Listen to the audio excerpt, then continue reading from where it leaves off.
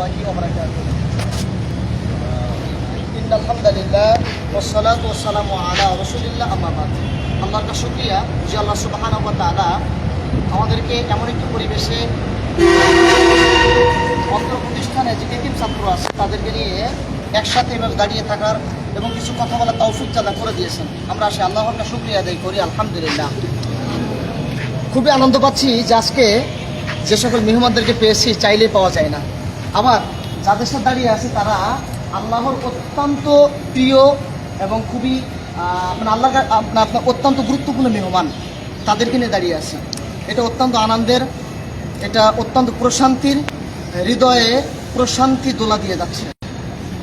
আহলাদিস আন্দোলন কর্তৃক পরিচালিত পথরলা ফাউন্ডেশন সারা বাংলাদেশে 450 এতিম লালন পালন করে যাচ্ছে, আলহামদুলিল্লাহ। যেখানে দাঁড়িয়ে আছি 350 এতিম লালন পালন করে যাচ্ছে। আজকে দাঁড়িয়ে আছে যেখানে, এটা হলো কেন্দ্রীয় প্রতিষ্ঠান। এই কেন্দ্রীয় প্রতিষ্ঠানে 101 জন ছাত্র আছে, 42 জন। তো পুরুষ আছে 101 জন আর মহিলা শাখাতে আছে 42 জন। এতগুলো এতিম আলহামদুলিল্লাহ কেন্দ্রীয় প্রতিষ্ঠানে লালন পালন করে যাচ্ছে।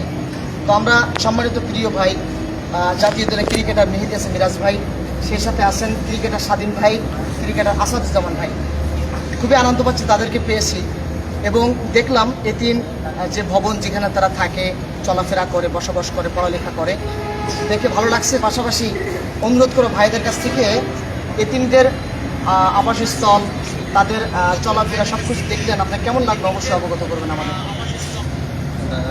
আলহামদুলিল্লাহ, খুবই ভালো লাগছে। আর সত্যি কথা বলতে যে আমি আজকে এসেছি এখানে রাজশাহীতে এবং অনেক দিন ধরে আশা ছিল যে এই প্রতিষ্ঠানটায় আসবো এবং দেখবো। সময় হয় না, এর জন্য আসতেও পারিনি। বাট আজকে যখন রাজশাহীতে একটা কাজের জন্য এসেছি, সেই সুযোগে মনে হলো যে ওদের সাথে দেখা করে যাই। আর খুবই ভালো লাগছে। আর সত্যি কথা বলতে যে আমার ছোট ভাই ও আমার সন্তানের বয়সে আছে, অনেকে আমি দেখেছি।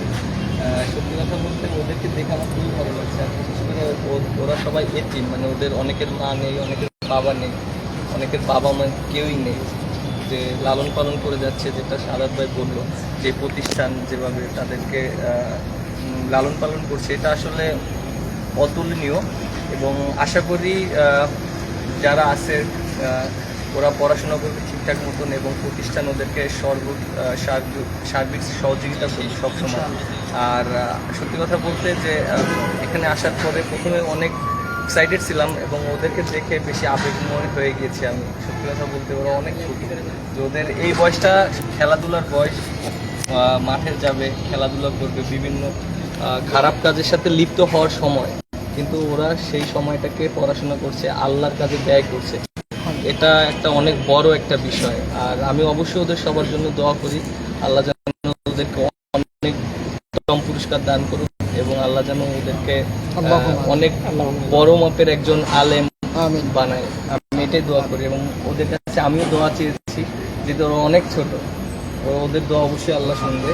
আমার জন্য তোমরা সবাই দোয়া করবে। হ্যাঁ, ঠিক আছে, ইনশাআল্লাহ ভাই দোয়া চেয়েছে, ঠিক আছে, দোয়া করবে ইনশাআল্লাহ সবাই। জাযাকাল্লাহু খাইরান। আল্লাহ তাআলা আপনাকে উত্তম পর্যায়ে দান করুন। স্বাধীন ভাই দোয়া করেন প্রতিষ্ঠানের জন্য। আলহামদুলিল্লাহ, খুবই ভালো লেগেছে। প্রথমত আমি যেটা বলতে চাই, আমি একটা হাদিস করেছিলাম ছিল যে যে ব্যক্তি এতিমের উপর ব্যবস্থা গ্রহণ করবে, কিয়ামতের ময়দানে রাসূলুল্লাহ সাল্লাল্লাহু আলাইহি ওয়াসাল্লাম বলেছেন, সে রাসূল সাল্লাল্লাহু আলাইহি ওয়াসাল্লামের সাথে দুই আঙ্গুলের ন্যায়, রাসূল সাল্লাল্লাহু আলাইহি ওয়াসাল্লাম দেখিয়েছিলেন আঙ্গুল দিয়ে, যে দুই আঙ্গুলের ন্যায় পাশাপাশি অবস্থান করবে। আলহামদুলিল্লাহ। এখানে সবচেয়ে ভালো লাগার বিষয় হচ্ছে এতগুলো এতিমদের দায়িত্ব এই প্রতিষ্ঠানের মাধ্যমে যারা গ্রহণ করেছেন, তারা অবশ্যই আল্লাহর কাছে উত্তম প্রদান পাবেন। তাদের জন্য আমি মন খুলে দোয়া করি, আলহামদুলিল্লাহ, আমিন। এবং আমরা প্রত্যেকেই চেষ্টা করব যেন অন্ততপক্ষে একজন ইয়াতিমের অভিভাবকত্ব যেন গ্রহণ করতে পারে। তাহলে বাংলাদেশের ইয়াতিমরা ছন্না ছাড়া হয়ে ঘুরবে না এবং তারা রাজনৈতিক দলের হাতা হয়ে বা মাদক বা বিভিন্ন যে খারাপ কাজগুলো হয়, দেখা যাচ্ছে ইয়াতিমদের পরিবারের যারা রয়েছে, ইয়াতিম সন্তানরা, বাবা মার আদর যারা পায় না, তারাই বিশেষ করে খারাপ কাজগুলোর সঙ্গে সহজে জড়িয়ে যায় এবং যারা আর্থিকভাবে অনটনে থাকে তারাই খারাপ কাজগুলোর সঙ্গে সরাসরি জড়িয়ে যায়। তো আমরা যদি প্রত্যেকেই এগিয়ে আসি এবং আসাদুল্লাহ গালিব স্যার, হাফিজাহুল্লাহর মতো বা আর সংশ্লিষ্ট যারা রয়েছে, আমি এসব সকলের নাম জানি না, আল্লাহ সকলকে বারাকা দিক, আমরা যদি ওনাদের মতো এগিয়ে আসি প্রত্যেকেই, তাহলে আশা করা যায় বাংলাদেশ আর এতিমদের সংখ্যা থাকবে না। রাস্তাঘাটে আমরা এরকম ছোটো ছোটো বাচ্চাদের ভিক্ষা করতেও দেখব না। এবং আমাদের যে বর্তমানে যে উচ্ছৃঙ্খলিত পরিস্থিতি সৃষ্টি হয় সারা দেশে, সেটাও আশা করি হবে না। কেউ চাইলেও কাউকে দিয়ে খারাপ কাজ করতে পারবে না, কারণ খারাপ কাজ তো কেউ নিজে এসে করে না। আমরা দেখি যে যারা ক্ষমতাসীন রয়েছেন সারা পৃথিবীতে, শুধু দেশে না, বা বিরোধী দল রয়েছেন, প্রত্যেকেই কী করে, উপরে থেকে অর্ডার দিয়ে নিচ থেকে কাজ করে। তো নিচে কাজ কারা করে? কাজ কিন্তু যে এরকম এতিম যারা রয়েছে, যারা নিম্নবিত্ত রয়েছে, টাকার বিনিময়ে তারা কিন্তু কাজগুলো করে। তো তাদের যদি আমরা অভিভাবকত্ব গ্রহণ করি, প্রত্যেকে এক একজন করে, একজনের অন্তত যদি অভিভাবক গ্রহণ করা যায়, সেক্ষেত্রে কিন্তু তারা এই অভাবের কারণে আদর, মায়া, স্নেহ, মমতা এবং ভালোবাসার কারণে কিন্তু ওদের খারাপ কাজে জড়াবে না। তো আমরা আশা করব প্রত্যেকেই যেন এইসব ভালো কাজে অংশগ্রহণ করা যায়, এবং মন থেকে দোয়া করি আল্লাহ সুবহানাহু ওয়া তাআলা যেন প্রত্যেককে কবুল করে, এবং প্রতিষ্ঠানের সংশ্লিষ্ট যারা রয়েছে প্রত্যেকে যেন আল্লাহ সুবহানাহু ওয়া তাআলা উত্তম বাড়াতে পারে।